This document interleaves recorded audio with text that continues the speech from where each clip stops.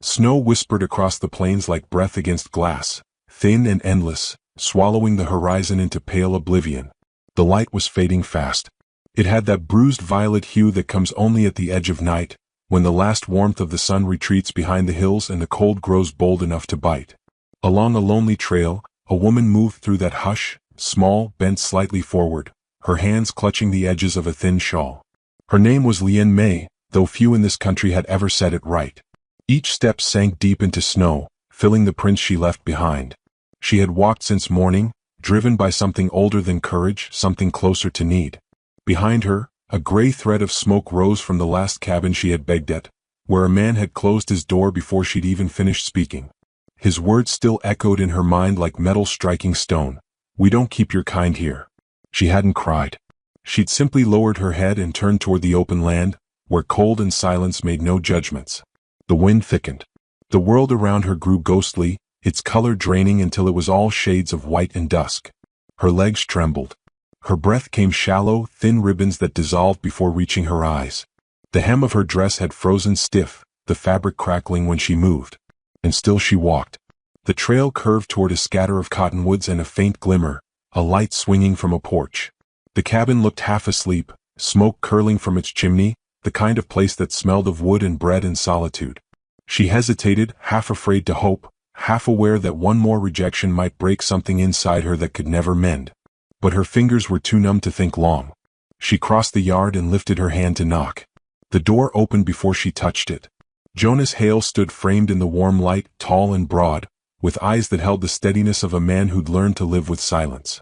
His shirt sleeves were rolled, his hands rough from work, his expression unreadable. Behind him, the hearth burned steady, the glow brushing the edges of a plain wooden table and the shadow of a chair rocked halfway forward.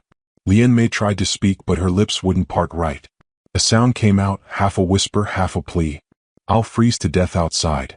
He didn't answer. He just stepped aside. She crossed the threshold and felt the heat wrap around her like mercy. Her knees gave out and he caught her by the arms, steadying her without words. The door shut behind them, sealing out the howl of the wind. For a long moment, only the hiss of the fire filled the space between them. Jonas set her near the stove, fetched a blanket, and draped it around her shoulders. He poured water from a kettle and placed the cup in her hands. Steam rose, fogging the edges of her vision. She murmured thanks, though she wasn't sure if he heard. His movements were slow, deliberate, the kind of patience that comes from a man used to taking care of wounded animals, not people. Outside, the storm thickened until the windows rattled.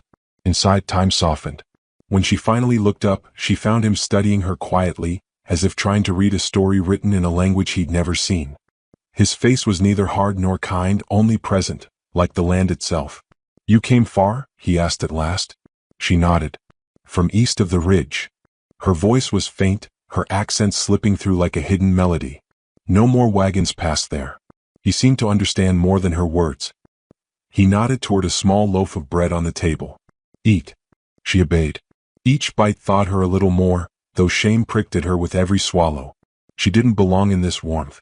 She could feel it, the weight of being foreign, unwanted, something between curiosity and sin. Jonas returned to his chair by the fire, boots crossed, arms folded. He didn't ask questions. Didn't look at her long. That quiet mercy unsettled her more than cruelty might have. At length she said, "Thank you, Mr. Hale." Jonas Hale. "I'll leave in the morning," she added quickly. "I won't trouble you." He didn't look up. "You'll leave when the storm stops." Something in his tone made her chest ache. Not authority, not pity, just plain truth. As if he'd decided she would survive and that was that. The hours passed slow. The fire popped, throwing sparks that danced like small stars. She found herself staring at his tools on the wall, the lasso, the worn saddle, the rifle resting by the door. Evidence of a man who lived by necessity. There was no sign of another life here. No woman's shawl, no second cup, no laughter hidden in corners. She wondered what had emptied him out this way. When he caught her gaze, she looked down quickly, but he said nothing. Outside, wind moaned through the eaves, and somewhere a branch cracked under snow. He rose, checked the latch, then stood at the window watching the white swirl beyond the glass. "Late winter's the cruel kind," he said softly, almost to himself. "Looks calm till it kills." She nodded, understanding more than he knew. The storm kept them trapped in silence. She drifted between wakefulness and dreams, her body remembering hunger and flight. Once, she woke to find him draping another blanket over her. She feigned sleep, too shy to thank him aloud. By morning the storm had not eased. Frost edged the window panes, delicate as lace. Jonas was already outside, splitting wood. Each swing of his axe echoed through the stillness. She watched him through the window, the rhythm, the restraint, the strange comfort of his presence. It struck her then how far she'd fallen to find safety in a stranger's shadow. When he returned, snow dusted his shoulders like ash. He met her eyes briefly before brushing past to hang his coat. "Coffee's on the stove," he said. "Help yourself." She poured for both of them without asking. When he took the cup, their fingers brushed, a spark so small she almost thought she imagined it. For a heartbeat, they stood suspended in that fragile quiet, two people joined by circumstance, not promise. Then a sound came from the distance, a horse, a voice, the low clang of metal on wood. Jonas turned sharply toward the door, the muscles in his jaw tightening. "Stay inside," he said. Through the window, she glimpsed the rider before the snow swallowed him. A man she recognized by the slope of his shoulders, the cruel slant of his mouth. Elias Crane. Her breath caught. He had found her after all. Jonas stepped onto the porch, the door swinging half shut behind him, and the cold rushed in again, thin, sharp, and merciless. Lien May pulled the blanket tighter around her and stared at the wavering light, heart trembling. For the first time since crossing the ocean she was not running, yet the storm outside felt safer than what waited beyond that door. Morning came faint and white, the kind of light that barely reached through the frost-glazed windows before being swallowed by cloud. The storm had quieted, leaving behind a silence that pressed close against the cabin walls. Lien May woke to the soft rhythm of chopping outside, the steady fall of an axe through wood, deliberate, unhurried, sure. For a moment she lay still, watching her breath fog into the pale air above her. The blanket Jonas had given her was heavy with warmth, smelling faintly of pine and smoke. She rose carefully, her limbs aching from the cold that had seeped into them days ago. The cabin was simple but tidy. A single table, a few chairs, a shelf lined with jars of beans and dried meat. Everything in it felt purposeful, as if chosen to survive rather than to impress. When she touched the kettle on the stove, she found it still warm. She poured a little water into a tin cup and sipped, tasting iron and ash and something that felt almost like safety. Outside, Jonas swung the axe again. The sound carried through the still air like a heartbeat. She stepped to the window, half hidden behind the curtain. His breath came out in clouds, each strike sent wood splitting neatly apart. His movements had the rhythm of a man who had lived long without needing to speak much. Someone who had made peace with solitude or perhaps been punished by it. She wondered which. By the time he came inside, snow dusted his shoulders. He looked at her with mild surprise, as though he'd half expected her to vanish overnight like a dream. "You're awake early," he said, setting his gloves down. She hesitated, unsure if she should speak. "The sound?" she murmured. "I thought it was thunder." "Just work." He poured water into the kettle again. The quiet between them was not empty. It was a strange kind of balance, like two unfamiliar songs learning to share a melody. Lien May moved to the table, her hands restless. "I can help," she said softly. "With cooking. Or cleaning." Jonas shook his head. "Rest. You nearly froze to death last night." "I can't sit while someone feeds me," she whispered. He met her eyes then, something steady and unreadable flickering there. "Then start with coffee," he said simply. She busied herself at once. Her hands trembled from weakness, but she found comfort in motion. When she handed him the steaming cup, he accepted it without thanks, yet with a quiet nod that meant more. He drank slowly and they both listened to the crackle of the fire. After a while he asked, "You got kin somewhere?" Her face tightened. "Not here." He seemed to understand that meant not anywhere. The day drifted slow. She swept the floor, mended a loose curtain edge and found a rhythm in the soft creak of the house. Every now and then she caught Jonas's eyes on her, not with hunger or suspicion, but with the quiet study of a man trying to fit her presence into a life that had no place for surprises. By afternoon, the sky dimmed again, the storm rebuilding its voice on the horizon. Jonas hitched his coat and went to stable the horse. From the window, she watched him move through the gray light, a dark figure against the frozen world. She envied the ease with which he belonged to this land, how even the cold seemed to respect him. When he returned, she was stirring a small pot of broth over the fire. The smell of ginger and wild herbs filled the room, faint but new. He paused, sniffing the air with faint disbelief. "Didn't think I owned anything that smelled that good," he said. It's nothing, she replied. Just something I remember from home. He sat taking a bowl. Where was that? Far across the water, she said quietly. A place where winters were kind. Jonas didn't press further. He ate slowly, the warmth easing something in his eyes she hadn't seen before. For a brief second, his mouth curved, not quite a smile, more like a shadow of one. It startled her with its gentleness. Evening crept in again, and with it came a visitor. A knock sounded at the door, brisk, sharp. Jonas stiffened. He opened it to find Myrtle Garrison, the town midwife and keeper of gossip, bundled in furs. Her eyes flicked over Lien Mei with the practiced curiosity of someone collecting new stories to tell. Jonas Hale, she said, voice honeyed and sharp. Word travels fast. Folks say you've taken in company. Jonas's jaw tightened. Storm doesn't ask what color a person is before it kills them. Myrtle sniffed, glancing at Lien Mei's small frame near the stove. Still tongues will wag. You might want to think how it looks. I don't think on what doesn't concern me, he said evenly and shut the door. The silence afterward was heavy. Lien Mei stared into the fire, her cheeks burning. She's right, she whispered. People will talk. It will bring trouble for you. Jonas leaned his hands on the table, studying the grain of the wood. They already talk, he said. They've been talking about me for years. What did they say? That I was better off alone. Maybe they were right. He looked up then, meeting her eyes. Until now. The words hung in the air like smoke, fragile and fleeting. He turned away first, tending the fire as though it needed him. Later that night, a faint scratching came from the door. Caleb Thorne, a boy from a nearby ranch no older than 10, peeked in, cheeks red with cold. Mr. Hale, Ma said we're near out of kindling. Jonas fetched an extra bundle. Lien Mei knelt beside the boy, tucking his scarf tighter. You shouldn't walk alone in this weather, she said softly. Caleb blinked at her accent but smiled. You talk funny, ma'am? She's from far away, Jonas said quietly. Show respect. Caleb grinned and nodded. Yes, sir. Thank you, ma'am. Then, almost shyly, you gonna stay long? Lien Mei's smile faltered.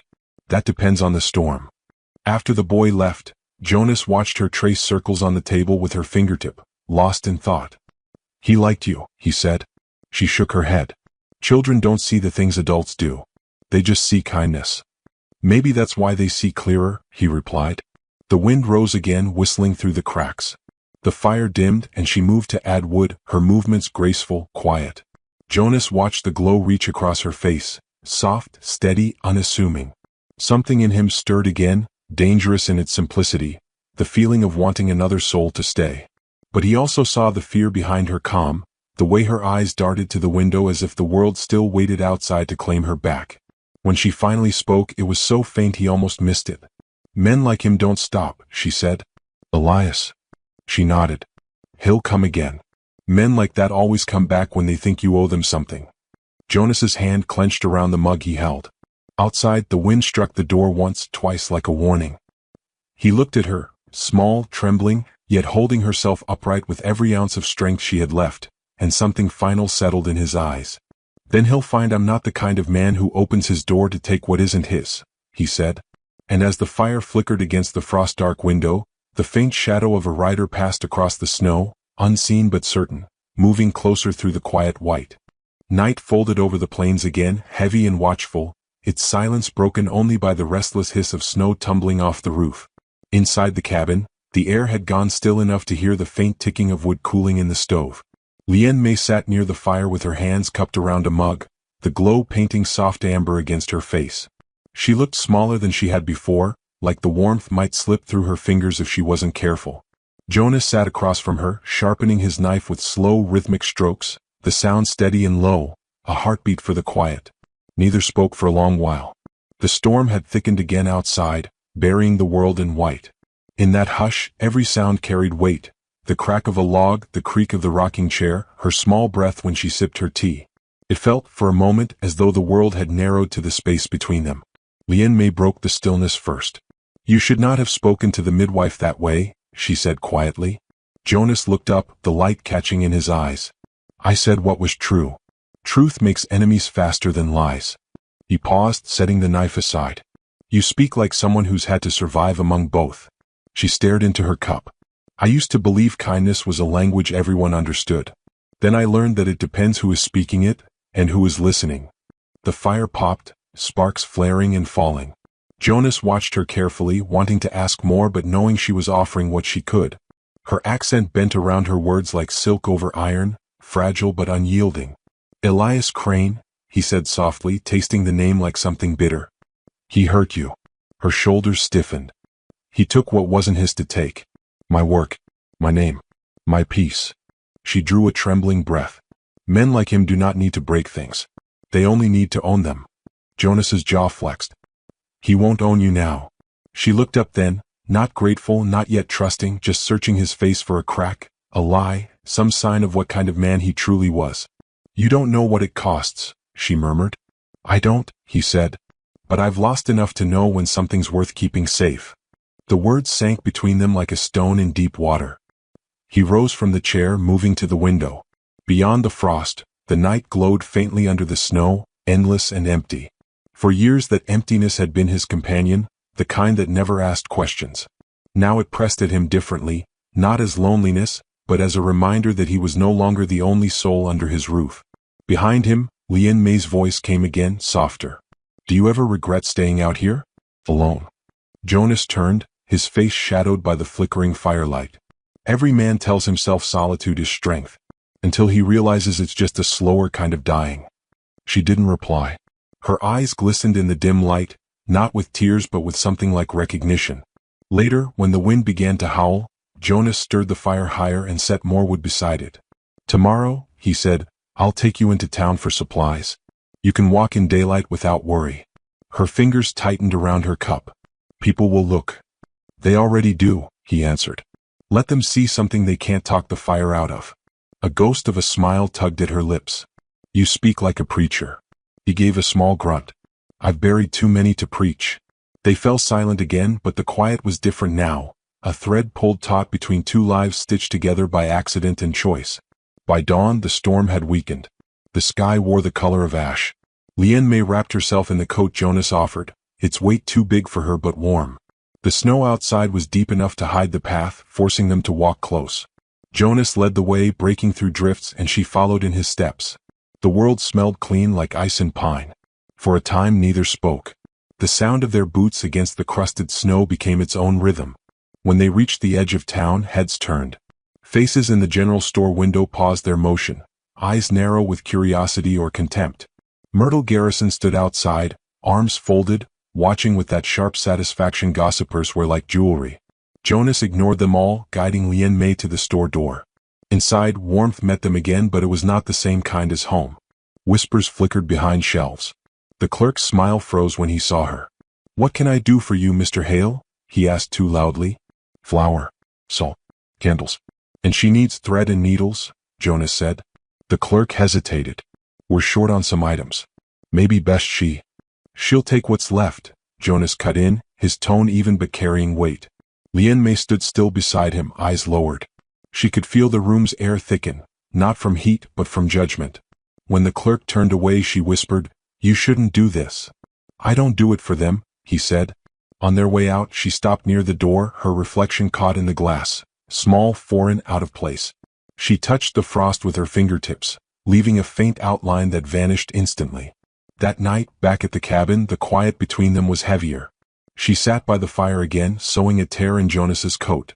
He watched her hands move, patient, precise, uncomplaining. Why do you help me? She asked softly. He thought for a long time. Because nobody helped me when I needed it most.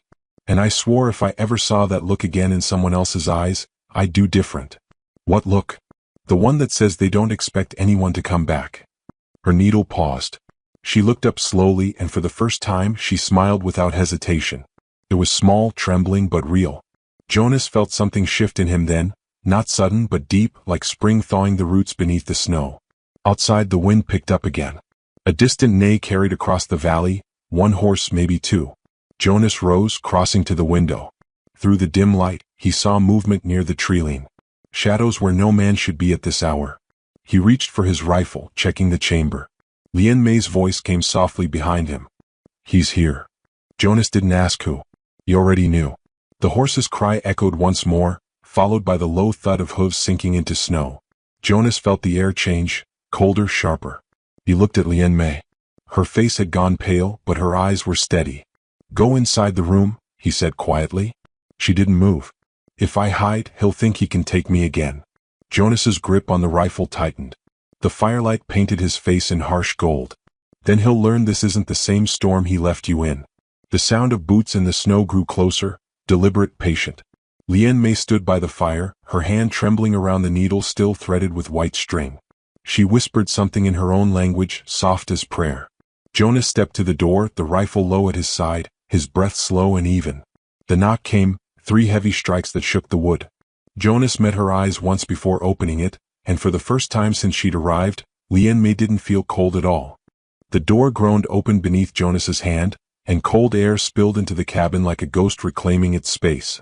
Snow clung to the boots of the man standing outside, Elias Crane, his smirk sharp as the wind. His eyes slid past Jonas, landing on Lien Mei by the fire, her small frame haloed in orange light. For a heartbeat, no one moved.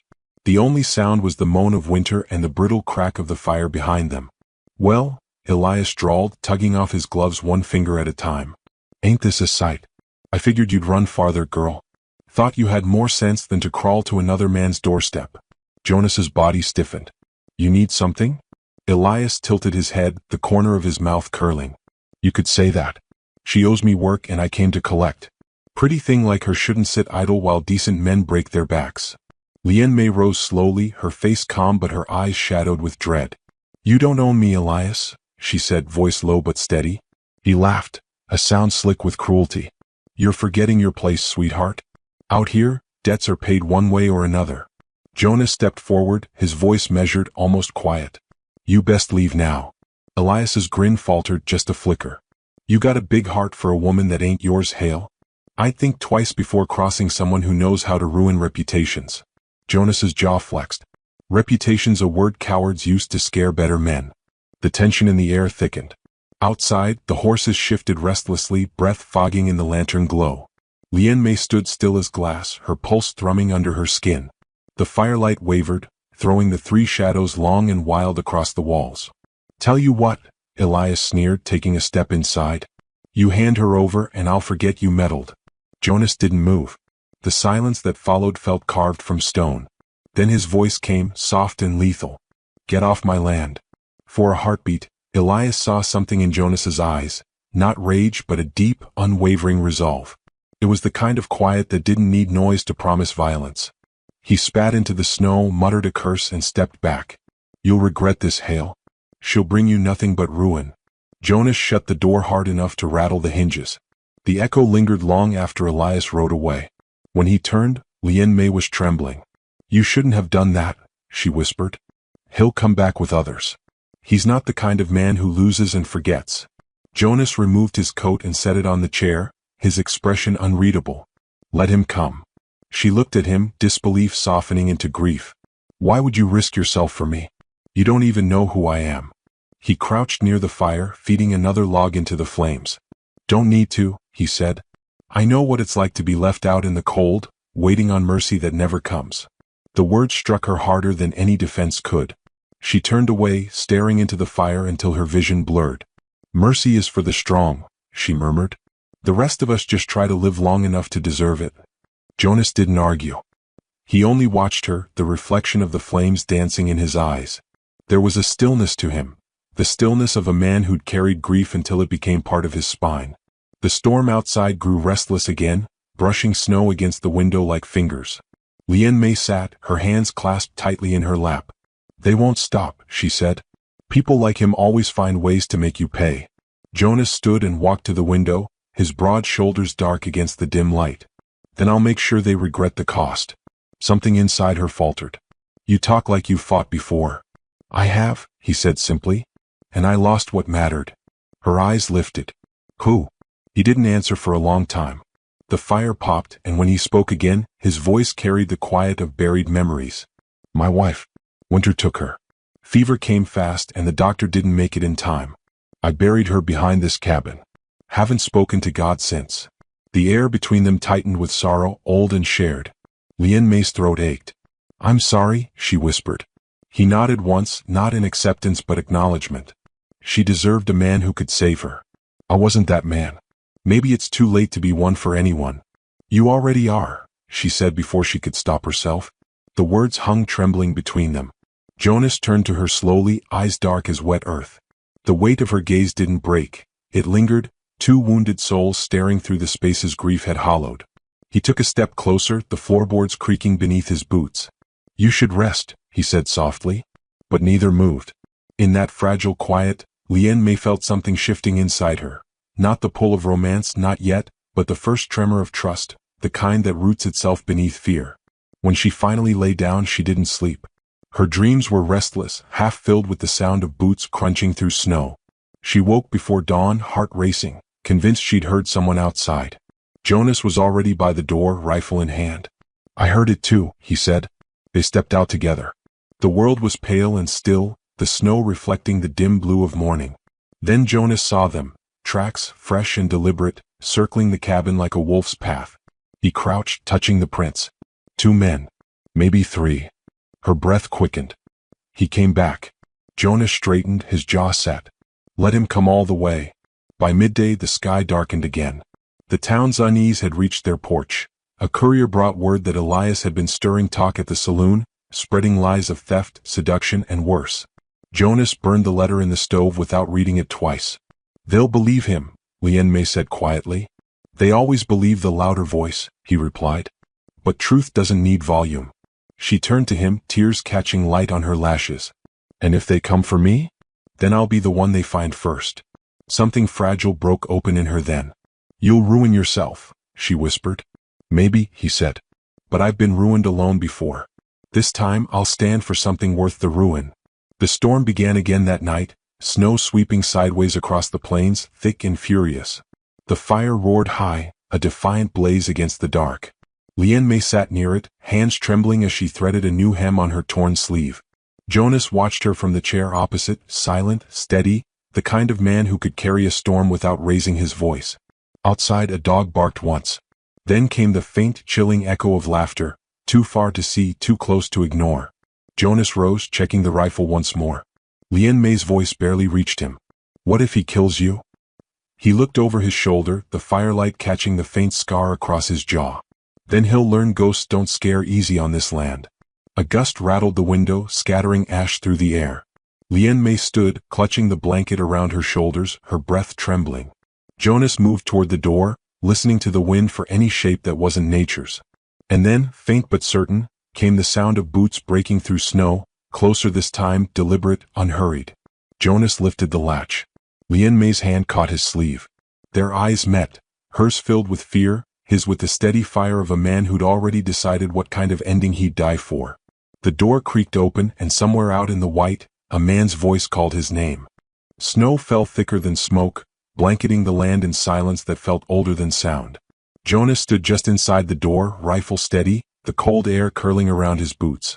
The voice outside came again, low, mocking, Elias Crane calling his name as if it were a game.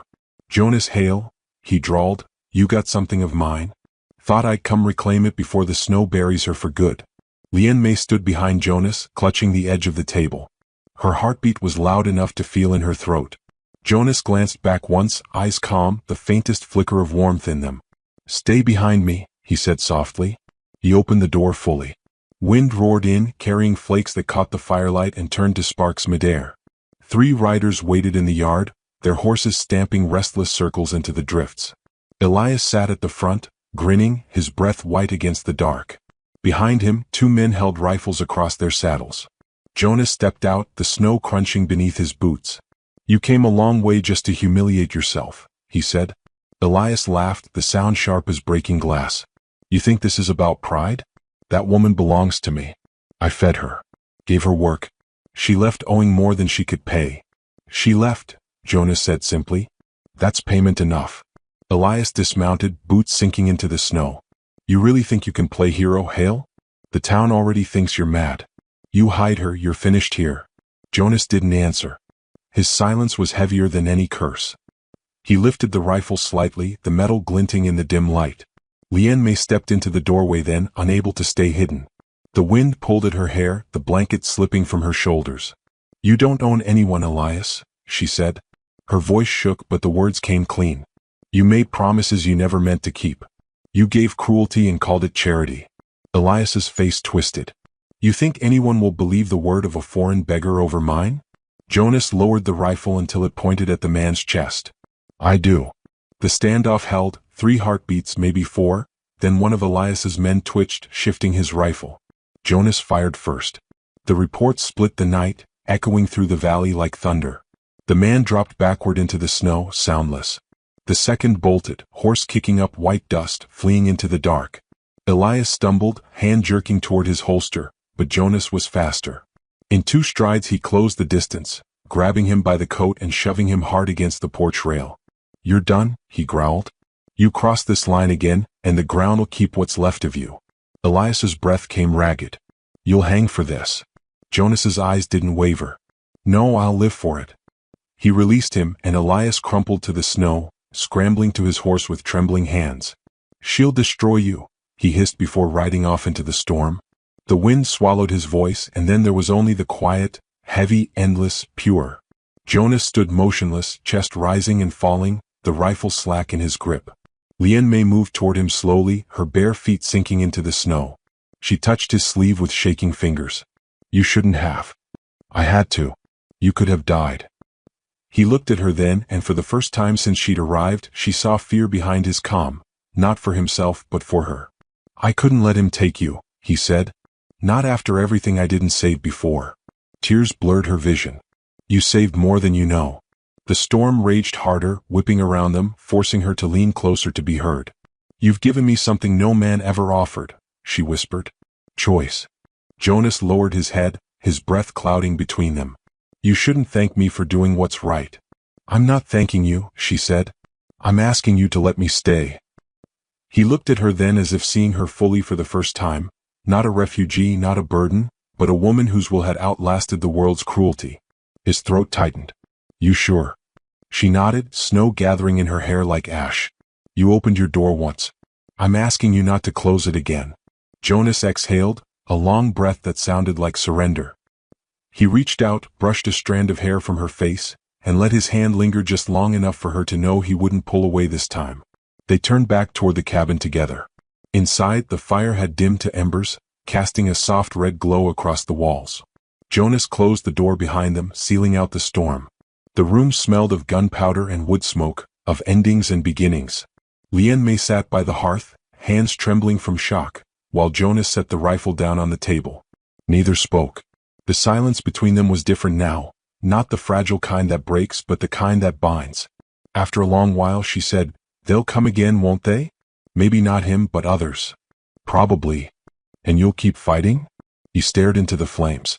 Only if I have something worth fighting for. She rose, moving closer until her shadow joined his on the wall. Then you do. Jonas turned. Her face was pale from cold, eyes luminous in the firelight. He hesitated, a man used to losing more than he ever gained, and then quietly he reached for her hand.